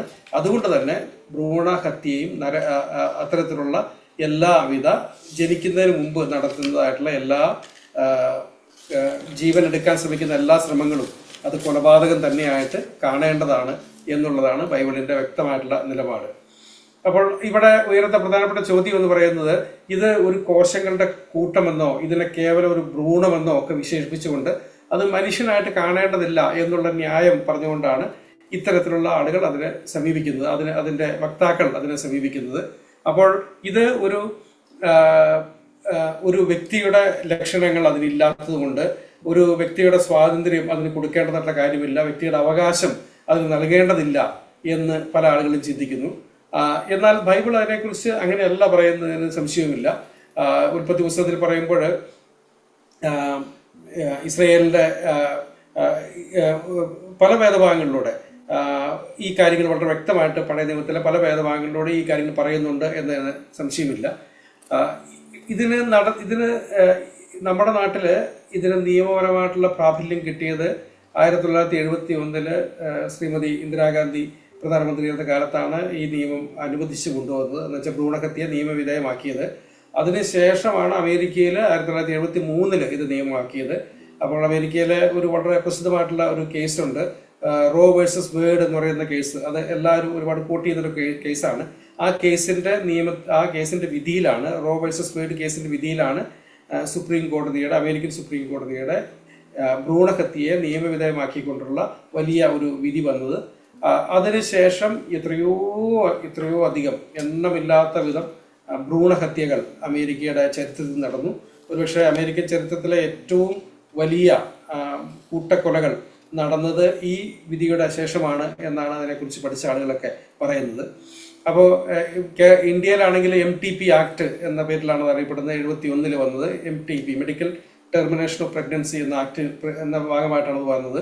അപ്പോൾ അതിൽ ചില നിയമങ്ങളൊക്കെ, ചില കാര്യങ്ങളൊക്കെ, ചില നിബന്ധനകളൊക്കെ ഉണ്ടെങ്കിലും അത് ഭ്രൂണഹത്യയെ വളരെയധികം പ്രോത്സാഹിപ്പിക്കുകയും അങ്ങനെ ഗർഭപാത്രത്തിനുള്ളിൽ വെച്ച് തന്നെ ഒരു മനുഷ്യ ജീവനെ തെല്ലും ബഹുമാനിക്കാതെ അതിനെ ഭ്രൂണകോശമെന്നും ഭ്രൂണമെന്നും വിളിച്ചുകൊണ്ട് അതിന്റെ ജീവിക്കാനുള്ള അവകാശത്തെ നിഷേധിക്കാൻ ആളുകൾക്ക്, പ്രത്യേകിച്ച് അമ്മമാർക്ക്, ഡോക്ടർമാർക്ക് ഒക്കെ അനുമതി നൽകുന്ന ഒരു നിയമമായിട്ട് അതിപ്പോഴും നിൽക്കുകയാണ്. അപ്പോൾ ഗർഭകാലത്തെക്കുറിച്ചുള്ള ചില നിബന്ധനകളൊക്കെ അതിൽ പറയുന്നുണ്ട്. 20 ആഴ്ച വരെയാണെങ്കിൽ പ്രത്യേകിച്ച് ബുദ്ധിമുട്ട് കൂടാതെ അത് ചെയ്യാനായിട്ട് സാധിക്കും. ഒരു രജിസ്റ്റേർഡ് മെഡിക്കൽ പ്രാക്ടീഷണർക്ക് അത് ചെയ്യാനുള്ള അനുമതി ഉണ്ട് എന്നാണ് ഇന്ത്യയിലെ നിയമം പറയുന്നത്. എന്നാൽ 20 മുതൽ 24 വരെയുള്ള ആഴ്ചകളാണ് എങ്കിൽ അത് 2 ഡോക്ടർമാരുടെ നിർദ്ദേശപ്രകാരം മാത്രമേ, അല്ലെങ്കിൽ അനുമതിയോടുകൂടി മാത്രമേ അത് ചെയ്യാൻ പാടുള്ളൂ എന്ന് പറയുന്നു. 24 ആഴ്ചകൾക്ക് ശേഷമാണ് എങ്കിൽ വ്യക്തമായിട്ടുള്ള മെഡിക്കൽ രേഖകൾ അതിനുണ്ടാവണം. എന്ന് വെച്ചാൽ ഈ ഭ്രൂണത്തിന് അല്ലെങ്കിൽ ഈ ഗർഭസ്ഥ ശിശുവിന് വലിയ അനോമലികളുണ്ട്, അല്ലെങ്കിൽ വൈകല്യങ്ങളുണ്ട്, അല്ലെങ്കിൽ മറ്റെന്തെങ്കിലും പ്രത്യേകമായിട്ടുള്ള കാരണങ്ങൾ ഈ ഈ ഗർഭസ്ഥ ശിശുവിനെ കൊല്ലാനായിട്ട് ഉണ്ട് എന്ന് തെളിയിച്ചാൽ മാത്രമേ അത് സാധിക്കുകയുള്ളൂ എന്നൊക്കെയാണ് ഇത് പറയുന്നത്. പക്ഷെ എങ്കിലും ഇത് നിർബാധം നടക്കുന്നു. എത്രയോ ഭ്രൂണഹത്യകൾ അങ്ങനെ നമ്മുടെ രാജ്യത്തും നടന്നുകൊണ്ടിരിക്കുന്നു എന്നുള്ളത് വളരെ സങ്കടകരമായിട്ടൊരു കാര്യമാണ്. അപ്പോൾ ഇതിനെ വളരെ എളുപ്പത്തിൽ ലംഘിക്കാവുന്ന ഒരു മേഖലയായി കുട്ടികൾ ഏറ്റവും അധികം സംരക്ഷിക്കപ്പെടേണ്ട, ഏറ്റവും അധികം സുരക്ഷിതമായിട്ട് ജീവിക്കേണ്ട ഒരിടമാണ് അമ്മയുടെ ഗർഭപാത്രം എന്ന് പറയുന്നത്. എന്നാൽ അവിടെ വെച്ച് അവരുടെ ജീവനെ ഇല്ലാതാക്കാൻ നിയമം വഴി മനുഷ്യന് ഇന്ന് സാധിക്കുന്നു എന്നുള്ളത് ഈ നിയമത്തിന്റെ ഏറ്റവും വലിയ വികലമായിട്ടുള്ള ഒരു ഒരു ഒരു മറുവശമാണ് എന്ന് നമ്മൾ കാണേണ്ടത് ആവശ്യമാണ്. ഈ അമേരിക്കയിലെ കണക്കിനെ കുറിച്ച് പറഞ്ഞപ്പോൾ അമേരിക്കയിലെ 73 ശേഷം ഈ റോ വേഴ്സസ് വേഡ് നിയമം വന്നതിന് ശേഷം ഏകദേശം 70 ദശലക്ഷം കുഞ്ഞുങ്ങളെ അബോർഷനിലൂടെ ഇല്ലാതാക്കി എന്നാണ് ഏകദേശം ഒരു കണക്ക് പറയുന്നത്. ഈ കണക്കുകൾ ഒക്കെ അവിടെ രജിസ്റ്റർ ചെയ്ത കണക്കുകൾ മാത്രമാണ്, രജിസ്ട്രേഷൻ നടക്കാത്ത എത്രയോ കണക്കുകൾ വേറെ ഉണ്ടാവും എന്നതിന് സംശയമില്ല. അപ്പോൾ ഏകദേശം 70 ദശലക്ഷത്തോളം കുഞ്ഞുങ്ങൾ അമേരിക്കയിൽ മാത്രം 73 ശേഷം ഈ നിയമത്തിന്റെ ഭാഗമായിട്ട് നിയമത്തിന്റെ പരിരക്ഷയോടുകൂടി കൊല്ലപ്പെട്ടു എന്നുള്ളതാണ്. അപ്പോൾ ഇത് വലിയ സങ്കടകരമായിട്ടുള്ള ഒരു കാര്യമാണ്. ലോകത്ത് ഏറ്റവും അധികം മനുഷ്യ ജീവനുകൾ ഹനിക്കപ്പെടുന്നത് അമ്മയുടെ ഗർഭപാത്രത്തിൽ വെച്ചാണ് എന്നുള്ളതിന് യാതൊരു സംശയവുമില്ല. അപ്പോൾ അത് ഈ നിയമത്തെ വളരെ വളരെ വികലമാക്കി കാണുന്നതിൻ്റെ ഒരു ചിത്രം കൂടിയാണ്. മനുഷ്യ ജീവന് വിലകൽപ്പിക്കാത്ത ആധുനിക ലോകം അതിന് കണ്ടെത്തിയ മാർഗങ്ങളിൽപ്പെട്ട ഒന്നായിട്ട് ഇത് നിൽക്കുകയാണ്. അപ്പോൾ ഈ കാര്യങ്ങളൊക്കെ പറയുമ്പോൾ ഇതിൻ്റെ അല്പം കൂടി വിശാലമായ മറ്റൊരു തലം കൂടി കർത്താവായ യേശുക്രിസ്തു പറഞ്ഞിട്ടുണ്ട്. അത് നമ്മൾ കാണാതെ പോകാൻ കഴിയില്ല. എന്ന് വെച്ചാൽ ഈ നിയമത്തെ ജീവന്റെ സംരക്ഷണത്തിന്റെ നിയമമായിട്ട് മാത്രം സ്ഥിരീകരിക്കാതെ അതിനപ്പുറത്തേക്ക് മനുഷ്യ മൂല്യത്തിന്റെ, മനുഷ്യാന്തസ്സിന്റെ ഒരു ഭാഗമായിട്ട് തന്നെ ഇതിനെ കാണാൻ കർത്താവ് ആവശ്യപ്പെടുന്നു. അങ്ങനെയാണ് കർത്താവ് മലയിലെ പ്രസംഗത്തിലേക്ക് ഇതിനെ കൊണ്ടുവരുമ്പോൾ അതിന് വളരെ വിശാലമായ ഒരു പരിപ്രേക്ഷ്യം കൊടുക്കുന്നത് നമുക്ക് കാണാം.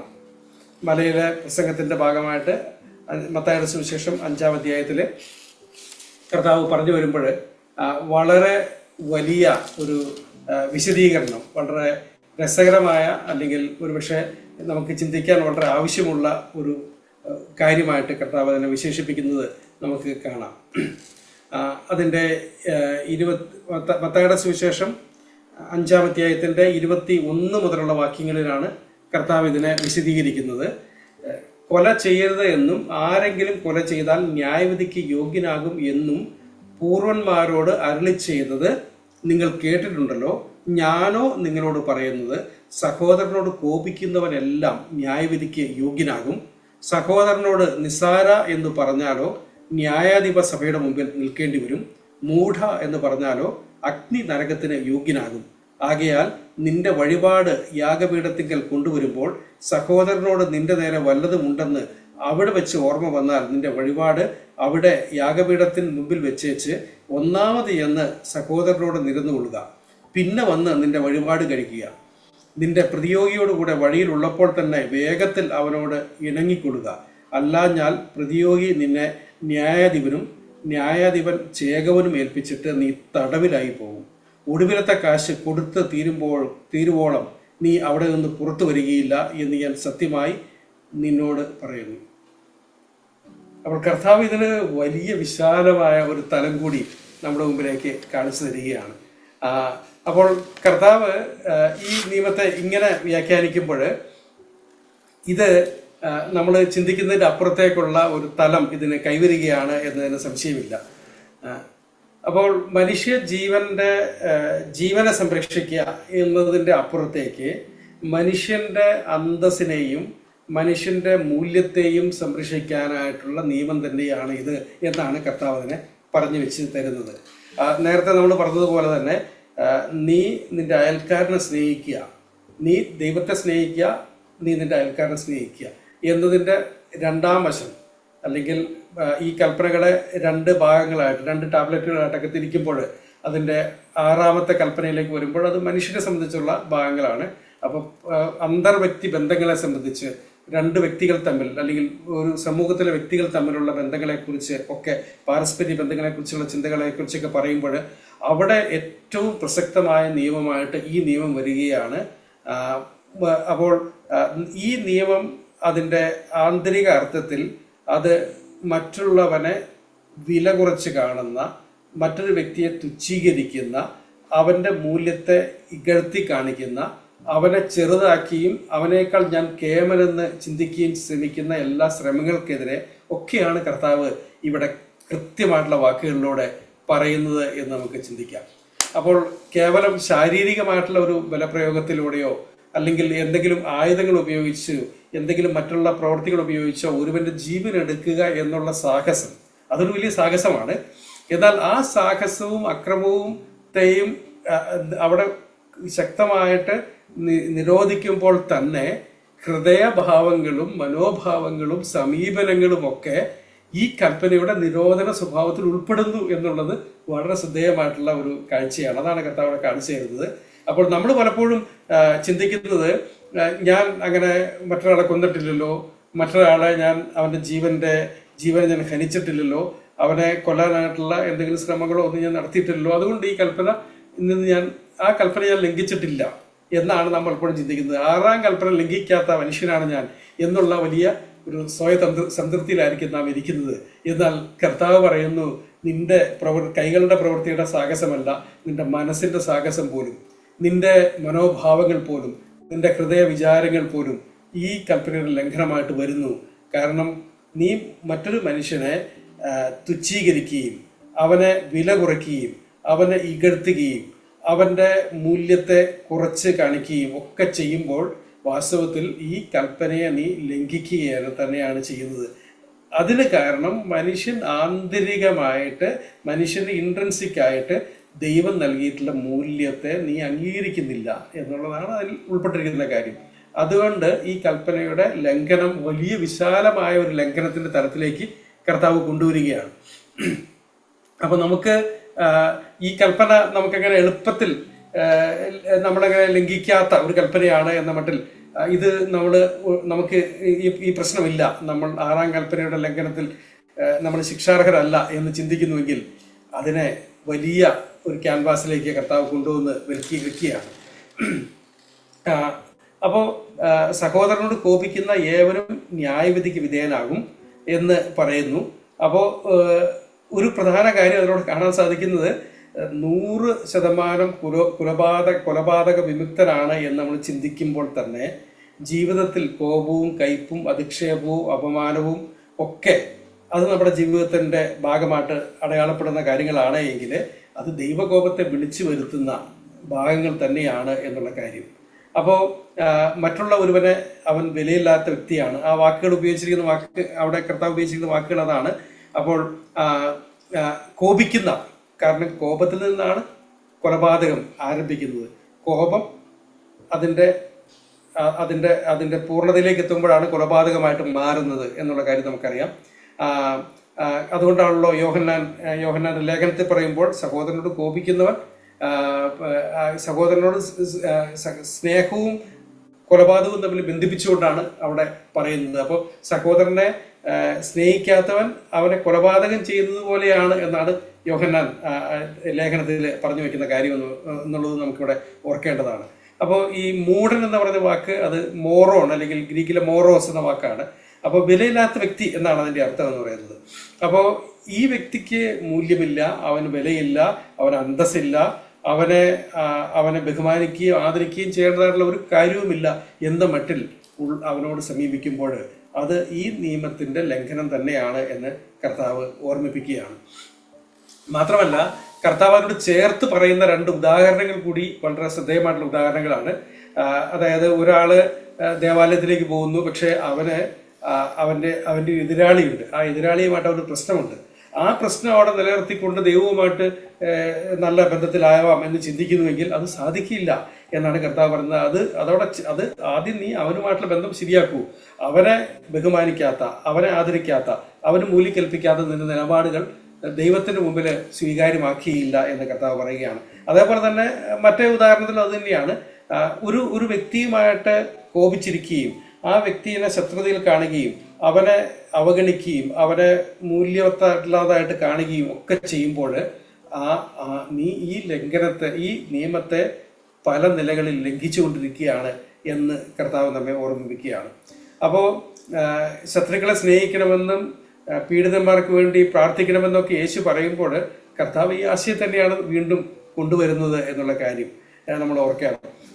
അപ്പോൾ ഈ നമുക്ക് ഇഷ്ടപ്പെടുന്ന ആളുകളെ നമ്മൾ സ്നേഹിക്കുന്നു, നമ്മളോട് ചേർന്ന് പോകുന്ന ആളുകളെ നമ്മൾ ചേർത്ത് പിടിക്കുന്നു, അവരുടെ ജീവൻ സംരക്ഷിക്കുന്നു എന്നൊക്കെ ചെയ്യുന്നു. അപ്പോൾ നമ്മളോട് മോശമായിട്ട് പെരുമാറിയ ഒരാളെ അവരോട് കോപിക്കാൻ നമുക്ക് അർഹതയുണ്ട് എന്ന് നമ്മൾ കരുതുന്നു. അവരോട് അസൂയയും വിദ്വേഷവും കോപവും ഒക്കെ വെച്ചുകൊണ്ട് പോയാലും അത് കുഴപ്പമൊന്നുമില്ല, കാരണം ശത്രുവാണല്ലോ എന്നൊക്കെ നമ്മൾ ചിന്തിക്കുന്നു. പക്ഷെ അതിനങ്ങനെയല്ല എന്നാണ് കർത്താവ് നമ്മൾക്ക് കാണിച്ചു തരുന്നത്. അപ്പോൾ ഈ വാക്യത്തെ ഈ കർത്താവ് പറഞ്ഞ ഉദാഹരണങ്ങളിൽ കർത്താവുള്ള ശക്തമായിട്ടുള്ള മുന്നറിയിപ്പ് നൽകുന്നുണ്ട്. നീ ഇങ്ങനെ ഒരു കോപാകുലനായ വ്യക്തിയാണ് എങ്കിൽ, നീ മറ്റുള്ള ഒരു വ്യക്തിയെ അവന്റെ മൂല്യത്തെ കുറച്ച് കാണിക്കുകയും അവനെ ഇകഴ്ത്തുകയും ചെയ്യുന്ന വ്യക്തിയാണ് എങ്കിൽ, നീ നിന്റെ ഈ കോപത്തിന്റെ ഫലത്തെ അതിന്റെ അവസാനത്തെ ചില്ലിക്കാശ് വരെ കൊടുക്കാതെ നീ പുറത്തു വരികയില്ല എന്നാണ് കർത്താവ് പറയുന്നത്. അപ്പോൾ ഇത് ഒരുപക്ഷെ ശിക്ഷയും അതിന്റെ നിബന്ധനകളും ഒക്കെ അതിന്റെ വിശദാംശങ്ങളിലേക്കൊന്നും പോകേണ്ട ആവശ്യമില്ല. കർത്താവ് അവരോട് കാണിച്ചു തരുന്ന പ്രധാനപ്പെട്ട കാര്യം എന്ന് പറയുന്നത്, മറ്റൊരു മനുഷ്യനെ മൂല്യമില്ലാത്തവനായിട്ട് കാണാനോ അവനെ അവഗണിക്കാനോ അവനെ മോശമായിട്ട് ചിത്രീകരിക്കാനോ അവൻ ദൈവത്തിന് കൊള്ളാത്തവനല്ല എന്ന് കാണാനൊന്നും നിങ്ങൾക്ക് അർഹതയില്ല എന്നാണ്. വിഡ്ഢി എന്നുള്ള വാക്കിനെ കുറിച്ച് പറയുമ്പോൾ ബൈബിളിന്റെ ഒരു പ്രയോഗമാണല്ലോ, ദൈവമില്ല എന്ന് വിഡ്ഢി പറയുന്നു എന്ന് പറയുമ്പോൾ ദൈവത്തിന് കൊള്ളാത്തവനാണ്, ദൈവം അവൻ അംഗീകരിക്കാത്തവനാണെന്ന് മറ്റൊരു മനുഷ്യനെ കാണാൻ നിനക്ക് കഴിയില്ല എന്നുകൂടി നമുക്ക് അതിൽ നിന്ന് കാണേണ്ടതുണ്ട്. അപ്പോൾ നമ്മൾ പലപ്പോഴും ഈ കാര്യത്തെ ഒരു ജീവന്റെ ഭാഗമായിട്ട് ചിത്രീകരിക്കുമ്പോൾ, ജീവന്റെ വിശാലമായ തലത്തിൽ മറ്റുള്ളവരെ സ്നേഹിക്കുക എന്ന തലത്തിലേക്ക് എന്നെ കൊണ്ടുവരുമ്പോൾ ഇതിന് എത്രയോ വിശാലമായിട്ടുള്ള അർത്ഥമാണുള്ളത് എന്നുള്ള കാര്യം കൂടി നമ്മൾ ഓർക്കണം. അപ്പോൾ ഒരു പക, തുച്ഛീകരിക്കൽ, പുച്ഛം, കൊലപാതകം, വില കുറയ്ക്കൽ, ഇതൊക്കെ കൊലപാതക തുല്യമായിട്ട് കർത്താവ് അതിനെ കാണുന്നു. അപ്പോൾ കർത്താവിന്റെ ലോജിക്ക് ഇങ്ങനെയാണ്: കൊലപാതകം ഒരു അവസാന കാര്യമാണെങ്കിൽ, ഒരുവന്റെ ജീവൻ അങ്ങനെ എടുക്കുക എന്നുള്ള അവസാന കാര്യമാണെങ്കിൽ, അതിന്റെ തുടക്കം കോപത്തിലൂടെയാണ്. മറ്റൊരുവനെ കുറിച്ചുള്ള നിന്റെ മനോഭാവത്തിലുള്ള അവനെ തുച്ഛീകരിക്കുന്ന മനോഭാവത്തിൽ നിന്നാണത് തുടങ്ങുന്നത്, അത് വളരുന്നത് അവിടെയാണ്. ക്ഷമയില്ലായ്മയാണ് അതിനെ വളർത്തുന്നത്. അതിന്റെ അവസാന ഭാഗമായിട്ടാണ് ഈ കൊലപാതകം നടക്കുന്നത് എന്നാണ്. അപ്പോൾ ഈ കർത്താവ് ഇതിനെ അങ്ങനെ, ഈ നിയമത്തെ അങ്ങനെ വെറുതെ ലഘൂകരിക്കുകയോ, ഈ രണ്ട് ഭാഗങ്ങളായിട്ട് കർത്താവ് അതിനെ ചിത്രീകരിക്കുമ്പോൾ അതിനെ കേവലം അങ്ങനെ ലഘൂകരിക്കുകയോ അതിനെ അങ്ങനെ ഒരു വികാരഭരിതമാക്കി മാറ്റുകയോ ഒന്നുമല്ല ചെയ്യുന്നത്. അതിനെ കർത്താവ് അങ്ങനെ കേവലം ഒരു റിഡക്ഷനിസ്റ്റ് ആർഗ്യുമെന്റ് അല്ല കർത്താവ് പറയുന്നത്, അതിനെ റെഡ്യൂസ് ചെയ്യല്ല കർത്താവ് ചെയ്യുന്നത്. കർത്താവ് അതിനെ ഗംഭീരമാക്കുകയാണ് ചെയ്യുന്നത്, അതിനെ വ്യാപകമാക്കുകയാണ് ചെയ്യുന്നത്, അതിനെ ഏറ്റവും വിശാലമാക്കുകയാണ് ചെയ്യുന്നത്, അതിനെ ഏറ്റവും വലിയ ഡിമാൻഡിങ് ആയിട്ടുള്ള ഒരു തലത്തിലേക്ക് കർത്താവ് അതിനെ കൊണ്ടുവരികയാണ് ചെയ്യുന്നത്. അപ്പോൾ ഈ ജീവൻ, മറ്റുള്ള ഒരുവന്റെ ജീവൻ, അവൻ ജീവന്റെ ഉടമ ദൈവമായതുകൊണ്ടും ജീവന്റെ ദാതാവ് ദൈവമായതുകൊണ്ടും മനുഷ്യനൊക്കെയും ദൈവസ്വരൂപം വഹിക്കുന്നവനായതുകൊണ്ടും അവന്റെ വ്യക്തിയെ, ആ വ്യക്തിത്വത്തെ ഒക്കെ സംരക്ഷിക്കാനും അതിനെ ബഹുമാനത്തോടെ കാണാനും ഒക്കെയുള്ള ഉത്തരവാദിത്വം നമുക്കുണ്ട്. അതുകൊണ്ട് തന്നെ ഈ കൽപ്പന വളരെ ഗംഭീരമായിട്ടുള്ള ഒരു കൽപ്പനയായിട്ട് മാറുകയാണ്. അപ്പോൾ ദൈവത്തെ സ്നേഹിക്കുക, മനുഷ്യനെ സ്നേഹിക്കുക. മനുഷ്യനെ സ്നേഹിക്കുന്നത് അവന്റെ ജീവനെ ആദരിക്കുന്നതിലൂടെയാണ്, അവന്റെ വ്യക്തിത്വത്തെ വിലമതിക്കുന്നതിലൂടെയാണ്, അവന്റെ മൂല്യത്തെ അംഗീകരിക്കുന്നതിലൂടെയാണ്. അത് വലിപ്പ ചെറുപ്പം കൂടാതെ, അത് കുഞ്ഞാണെങ്കിലോ പ്രായമുള്ളവരാണെങ്കിലോ അവശനാണെങ്കിലോ രോഗിയാണെങ്കിലോ കിടപ്പ് രോഗിയാണെങ്കിലോ വെജിറ്റേറ്റീവ് സ്റ്റേറ്റ് ആണെങ്കിലോ ഒന്നും അവന്റെ മൂല്യത്തിന് കുറവ് വരുന്നില്ല എന്നുള്ള കാര്യം കൂടി നമ്മൾ ഓർക്കണം. അപ്പോൾ ഇങ്ങനെ ഒരു വലിയ തലത്തിലേക്ക് ഇതിനെ കൊണ്ടുവന്ന് വെക്കുമ്പോൾ ഇതിന്റെ വിശാലത വളരെ വ്യക്തമായിട്ട് കർത്താവ് കാണിച്ചു തരികയാണ്. അപ്പോൾ കർത്താവ് മറ്റൊരു കാര്യം കൂടി പറയുന്നുണ്ട്. ഈ സ്നേഹം എന്ന് പറയുമ്പോൾ, ദൈവത്തെ സ്നേഹിക്കുക, മനുഷ്യനെ സ്നേഹിക്കുക എന്ന് പറയുമ്പോൾ അത് വളരെ എളുപ്പമാണല്ലോ എന്ന് നമ്മൾ ഒരു പക്ഷെ തോന്നിപ്പോവും. പക്ഷേ കൊല്ലുന്നതിനേക്കാൾ എന്തുകൊണ്ടും ഡിമാൻഡിങ് ആയിട്ടുള്ളൊരു കാര്യമാണ് സ്നേഹിക്കുക എന്നുള്ള കാര്യം. അതാണ് കർത്താവ് കാണിച്ചു തരുന്നത്. കൊല്ലാതിരിക്കാൻ നിങ്ങൾക്ക് പറ്റുമായിരിക്കാം, പക്ഷെ സ്നേഹിക്കാൻ അതിനേക്കാൾ വലിയ ബുദ്ധിമുട്ടാണ്. അതുകൊണ്ട് തന്നെ സ്നേഹിക്കാതിരിക്കുന്നതിലൂടെ നിങ്ങൾ ഈ കൽപ്പനയെ ലംഘിക്കുകയാണ് എന്നുകൂടി കർത്താവ് കാണിച്ചിരിക്കുകയാണ്. അപ്പോൾ അങ്ങനെ വലിയ ഒരു ചിത്രം അതിനെ വിശാലമായ തലത്തിലേക്ക് കൊണ്ടുവന്ന് കർത്താവ് അവതരിപ്പിക്കുമ്പോൾ ഈ ആറാമത്തെ കൽപ്പന ആ, കേവലം 2 വാക്കുകൾ മാത്രമുള്ള കൽപ്പന, കൊല ചെയ്യരുത്, ഡു നോട്ട് മർഡർ എന്നുള്ള ആ കൽപ്പന, അതൊരു വലിയ കൽപ്പനയായിട്ട് നമ്മുടെ മുമ്പ് നിൽക്കുന്നു. ആ, നമുക്ക് ഇത്രയും കാര്യങ്ങൾ പറഞ്ഞുകൊണ്ട് ഈ അവതരണം ഇവിടെ അവസാനിപ്പിക്കാം. ഇനി ബാക്കി വളരെ വിശാലാർത്ഥത്തിൽ ആറാമത്തെ കൽപ്പന പറഞ്ഞു തരികയായിരുന്നു. എല്ലാ മേഖലയും കവർ ചെയ്തു. ഞാൻ പ്രതീക്ഷിക്കാത്തതായ മേഖലകളെല്ലാം ഇതിനകത്ത് കവർ ചെയ്തു പോയി. നമ്മുടെ ജീവിതത്തിൽ പ്രത്യേകിച്ച് പുതിയ നിയമ ക്രിസ്ത്യാനികൾ എന്ന നിലയിൽ കൊല ചെയ്യരുത് എന്നുള്ള കൽപ്പന നമ്മളെ ഏത് വിധത്തിൽ നമ്മളെ സ്വാധീനിക്കും എന്നുള്ളത് വരെ വളരെ ലളിതമായിട്ട് പറഞ്ഞ് തീർക്കുകയായിരുന്നു. ദൈവം മനുഷ്യനെ എന്തുമാത്രം സ്നേഹിക്കുന്നു എന്നുള്ളതാണ് അതിന്റെ അടിസ്ഥാനവും.